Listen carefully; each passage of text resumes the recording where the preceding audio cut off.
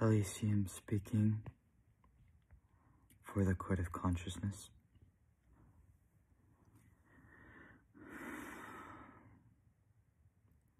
Disassociation.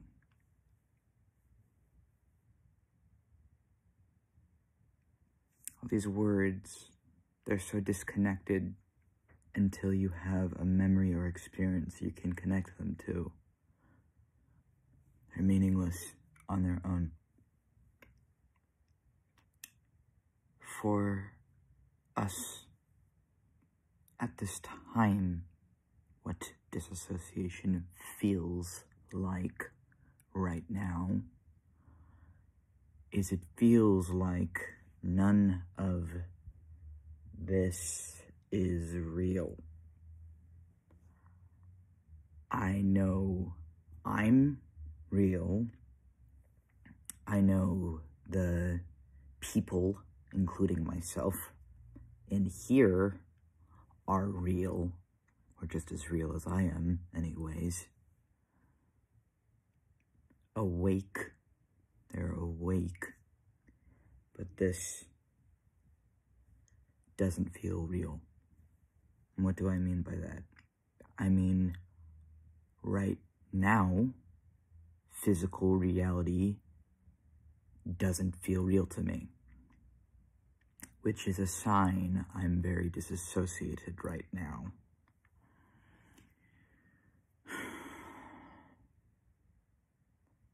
It just sort of feels like everything isn't happening. Like I'm not here. But then where else would I be? Sometimes it feels like I'm floating just a little bit above everyone else. Like dissociative, I mean. Sometimes disassociation feels like I'm here, but I'm not here. Like I'm seeing what's happening, I'm interacting with my surroundings, but I'm not present. I'm not here. And it's not as simple as regrounding myself. I'm a magician, right? I believe in magic. I perform magic. I am my magic. I believe my existence is inherently magical, which is part of why I can't be a part of that past anymore, is because my inherent experience of consciousness and existence does not fit that. It's confusing to be born into a world that teaches you from day one something you fundamentally don't fit into. And to realize that, especially if you find proof of it, can literally cause an ego death, which is when what you believed you were, sometimes everything you believed you were, dies. And you can't go back to being that ever again because it's dead. And that doesn't mean the person dies, because the person isn't the ego. The person is wearing the ego. And we're multiple people with multiple egos. We're not just multiple egos. That's why they don't call it multiple personality disorder anymore. We're multiple distinct people with our own identities, with our own lives. And lately, we've mostly just been exhausted. Just really exhausted and depressed. And depression is a natural response to an inherently chaotic and confusing, painful world. And disassociation goes hand in hand with trauma.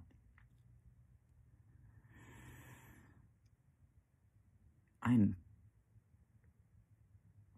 feel sometimes like I'm not supposed to be here, but I don't know where else I'm supposed to be.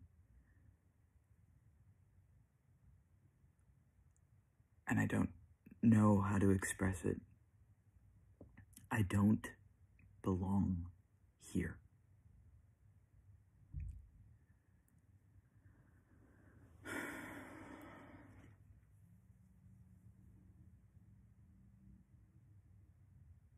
It's easy to mock what we don't understand.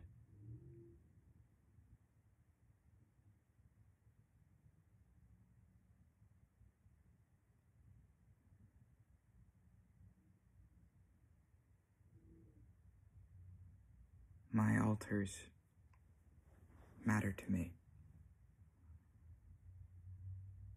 They're my family now. They're what matters to me now. We were disowned by a narcissist a year ago, roughly. We found our proof that everything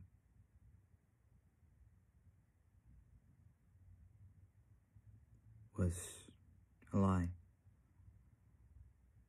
Everything we thought was real, including ourselves. Everything we believed in died in front of us. These beliefs we carried, and it had to happen. We had to be disowned. And we understand that, even as painful, as awful as it was. It murdered our mind, it destroyed us, but it needed to happen. And it was the one genuinely good decision our Father ever made for us as a parent. It was the one decision that He made for us that ever actively improved our life.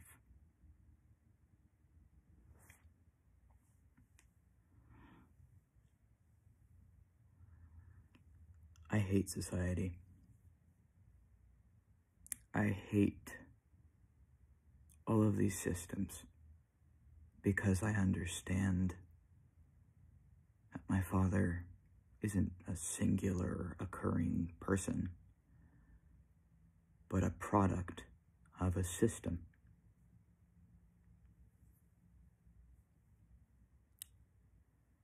A system that makes adults who are capable of destroying their own children.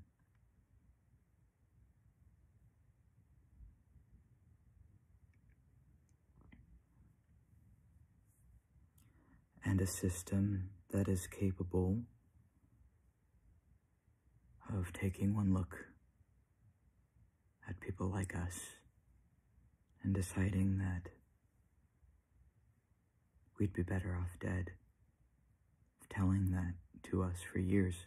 Or maybe not. They don't tell it to you when you're still in the closet, when you're still masked, right? It's the hidden implication.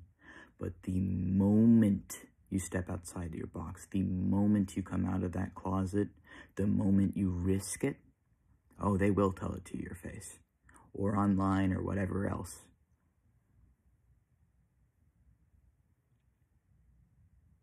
Because we're not human to them. And a big part of me believes it. Because if you're treated a certain way your entire life, no matter what you do, no matter how hard you try, you do internalize it. Even if you learn to love yourself, there's a part of you that wonders. And being a system, multiple minds, one body, being autistic, being gender diverse, I do genuinely wonder, often, if all of this is some kind of mistake or punishment. If I'm being cosmically tormented if I did something horrible in a past life, and this is some sort of divine punishment. Or maybe it's always been this way. Anyone who, by their fundamental existence, was just too different,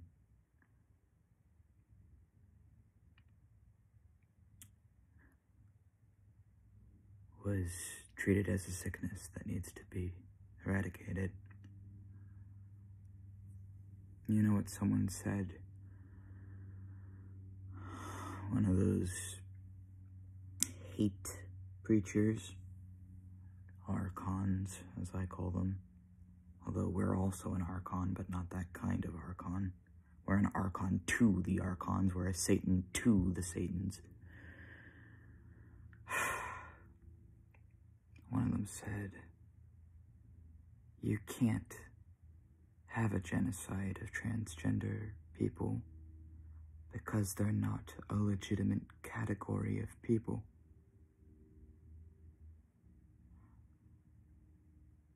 And I've seen and heard and witnessed firsthand a lot. And it doesn't matter which difference I choose, whether it's me existing with plurality openly online, whether it's being autistic or being transgender or being raised for 20 years by a narcissist, or being someone who doesn't agree with the systems of power that I trusted in for 20 years.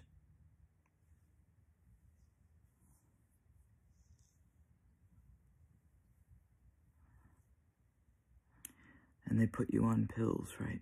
That's what they did to me before I was old enough to understand. Put us on medication for a false diagnosis for almost the entirety of that 20 years, starting when I was like 8 or 9. Oh, and the pills took away a lot of the bad stuff, sure, but they also took away everything. They made me an obedient, docile pet.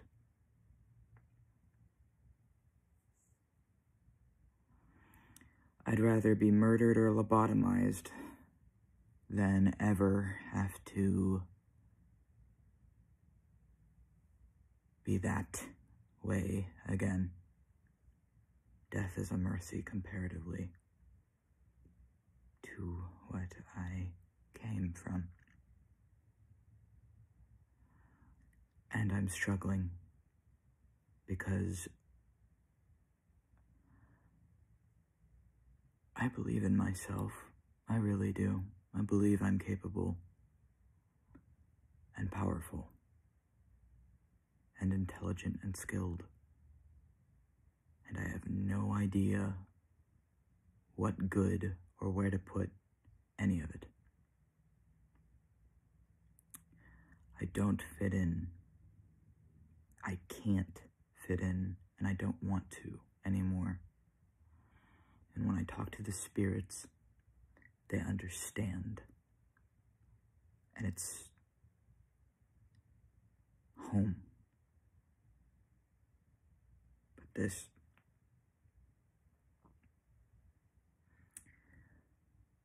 will, in time, be my home. But it's not the setting that's home. It's what's in it. I'm in it right now, and my partner is here as well. So, for as long as that is the case, this is slowly moving into becoming and being and is our home. But physical reality right now and existence itself is filling me with existential dread. And, I guess I just needed to vent and get it out, get the existential dread out of the body and into the camera, and then it won't be bothering us as much. Anyways, this is Elysium signing out.